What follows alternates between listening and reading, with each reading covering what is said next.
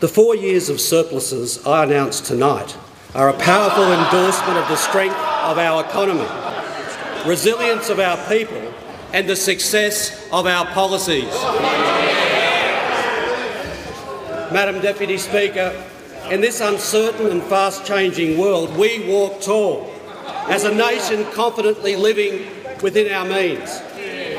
Mr Speaker, this budget delivers a surplus this coming year on time, as promised, and surpluses each year after that, strengthening over time. It funds new cost of living relief for Australian families. It helps business invest, compete and adapt to an economy in transition.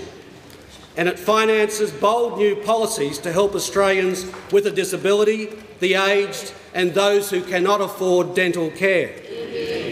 It does these things for a core Labor purpose, to share the tremendous benefits of the mining boom with more Australians. Tonight, we make a forceful statement that ours is one of the world's strongest economies and fairest communities. Not even a sovereign debt crisis in Europe or unprecedented natural disasters here at home could deny Australia this substantial achievement. The deficit years of the global recession are behind us. The surplus years are here. Surpluses built on some difficult savings, Mr Speaker, Madam Deputy Speaker. Surpluses built on some difficult savings which avoid vulnerable Australians in frontline services and which don't compromise our investments in productivity. Surpluses that provide a buffer against global uncertainty and continue to give the Reserve Bank room to cut interest rates for families like it did just last week. Funding the historic first stage of a national disability insurance scheme. Investing in dental services for those who can least afford them, and strengthening the aged care system.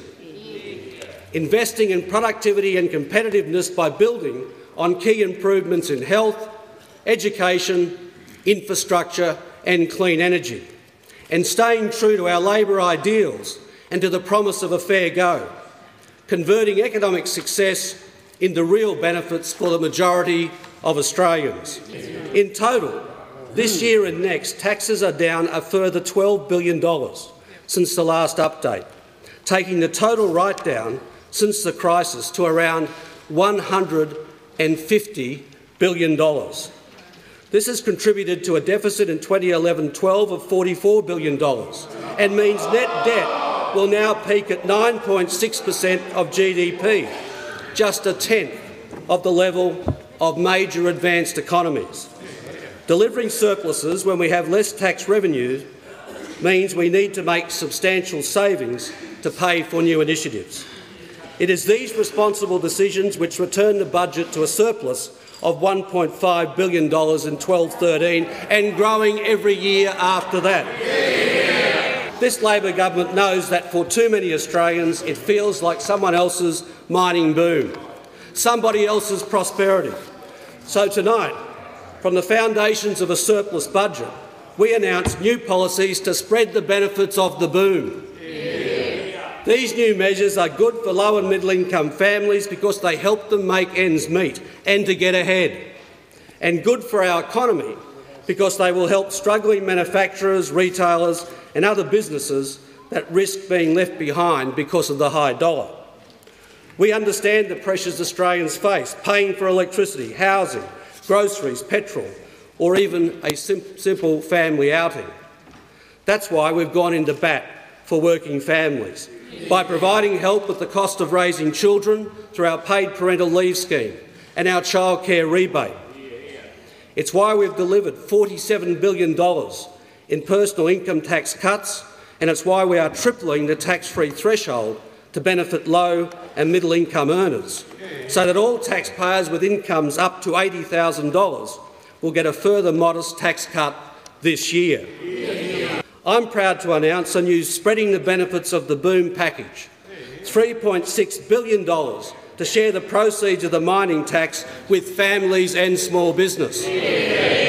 So in this budget, the funds for company tax cuts have been redirected to families, Mr Speaker, in a way that helps the economy, including small business. Madam Deputy Speaker, at the core of this package is $1.8 billion in extra support for families through more generous family payments from July next year.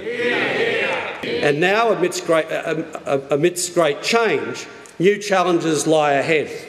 That's why this budget supports workers and parents and helps businesses prosper. It's why we're boosting super and skills, aged care and dental care, and building an insurance scheme for the most vulnerable.